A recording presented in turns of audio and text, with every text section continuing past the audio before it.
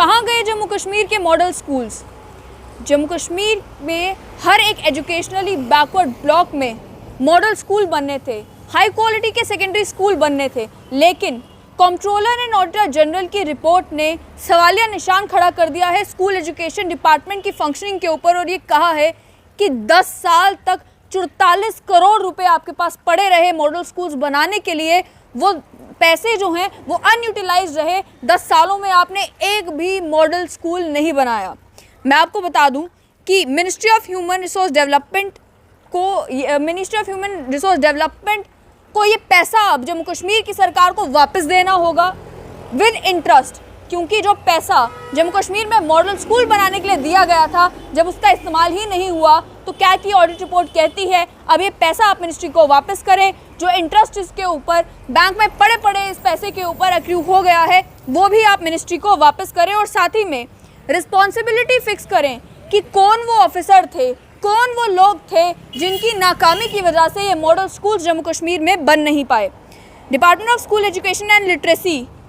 और union ministry of human resource development ने एक स्कीम नवंबर 2008 में लॉन्च की थी। स्कीम ये थी कि एक अच्छा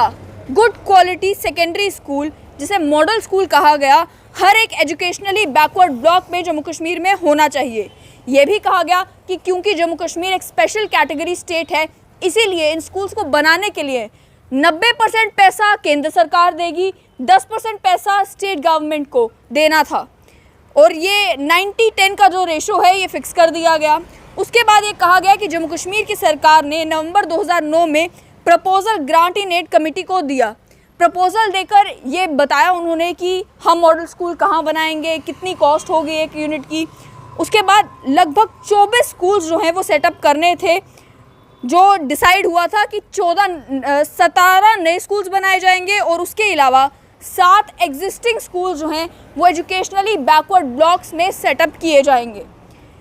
तीसरी मीटिंग जब हुई ग्रांट इन एड कमेटी की तो उन्होंने ये कहा कि आप एक प्रोजेक्टेड यूनिट की यानी कि एक मॉडल स्कूल की कॉस्ट 6 करोड़ 18 लाख बता रहे हैं, जबकि स्कीम के तहत आप 3 करोड़ 2 लाख से ज़्यादा का अमाउंट जो है एक स्कूल के ऊपर नहीं लगा सकते। उसके बाद जम्मू कश्मीर की सरकार को एक कहा गया कि आप एस्टिमेट को रिवाइज़ करें और या तो आप रिवाइज एस्टिमेट दें कि आप कितने के पैसों के अंदर एक मॉडल स्कूल बनाएंगे, या फिर जो एक्स्ट्रा खर्चा आप कर रहे हैं स्कूल के ऊपर वो कॉस्ट आप खुद अरेंज करें, वो फंड्स आप खुद अरेंज करें। सेम मीटिंग में कहा गया कि एक रिप्रेजेंटेटिव जम्मू कश्मीर का उसने इन्फॉर्म किया GIAC को कि हम जो है रिवाइज एस्टिमेट लाएंगे और स्कीम के अकॉर्डिंग जितना पैसा बनता है मॉडल स्कूल के ऊपर लगाने का उतना पैसा लगाएंगे। उसके बाद प्रोजेक्ट अप्रूवल बोर्ड के पास रिवीजन ऑफ कॉस्ट करने के बाद जो है प्रोजेक्ट सबमिट किया गया 2010-11 में। अमेंडमेंट्स की गई department of school education and literacy की एग्जिस्टिंग प्रोविजंस में। जम्मू एंड कश्मीर ने भी जो है अपने स्टेट शेड्यूल ऑफ रेट्स को रिवाइज़ किया और एक एग्जेम्पशन जो है इन्हीं मॉडल स्कूल्स के बनाने के लिए दी, ताकि रिवाइज एस्टिमेट्स जब कमेटी के पास भेजे जाएं तो ग्रांट्स मिल सके केंद्र सरकार से मॉडल स्कूल्स बनाने के लिए। उस बेसिस पर एक प्रपोजल जो है अगस्त 2014 में जम्मू कश्मीर की सरकार ने DSCL को दे दिया था और उसकी जब डिटेल्स ऑडिट कमेटी ने मांगी तो क्या आप जानते हैं कि जवाब में कहा गया कि कोई भी रेलेवेंट डिटेल रिवाइज प्रपोजल्स की नहीं दी गई कंट्रोलर एंड ऑडिटर जनरल की उस ऑडिट टीम के पास, क्योंकि ये कहा गया कि जो डायरेक्टरेट ऑफ राष्ट्रीय माध्यमिक शिक्षा अभियान है रमसा है, वो सितंबर 2014 में जब फ्लड्स आए थे तो 25 दिनों तक सारा रिकॉर्ड जो है वो भीगता रहा, जिसकी वजह से जो हार्ड कॉपीज थी रिकॉर्ड की वो तबाह हो चुकी हैं। इसीलिए उन मॉडल स्कूल्स के रिलेटेड और नए प्रपोजल के रिलेटेड कोई भी इंफॉर्मेशन ऑडिट टीम के साथ शेयर नहीं की जा सकी। उसके बाद गवर्नमेंट ऑफ इंडिया ने फरवरी 2015 को अपना सपोर्ट वापस खींच लिया। ये कहा कि जितने फंड्स हम दे चुके हैं वो दे चुके हैं, लेकिन क्योंकि ये देखा गया कि कोई भी स्कूल नहीं बन रहा था, गवर्नमेंट ऑफ इंडिया ने अपना सपोर्ट जो है वो वापस ले लिया। लेकिन उसके बावजूद भी ऑलरेडी जो अमाउंट केंद्र सरकार सैंक्शन कर चुकी थी, रिलीज़ कर चुकी थी, लगभग 25 करोड़ 82 लाख रुपए, 90% अमाउंट फर्स्ट इंस्टॉलमेंट की वो ऑलरेडी दे चुकी थी जम्मू कश्मीर को। और स्टेट गवर्नमेंट ने भी 2 करोड़ 87 लाख रुपए जून 2010 में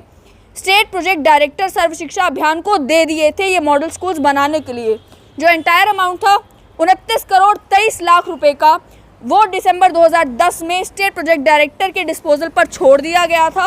और स्टेट गवर्नमेंट ने भी एडिशनल जनवरी 2011 में 2,87,00,000 रुपए और जो है वो रिलीज़ किए इन मॉडल स्कूल्स को बनाने के लिए। लेकिन जब ऑडिट टीम ने रिकॉर्ड्स खंगाले, स्क्रूटिनी की, तो मालूम ये चला कि ये पैसे जो हैं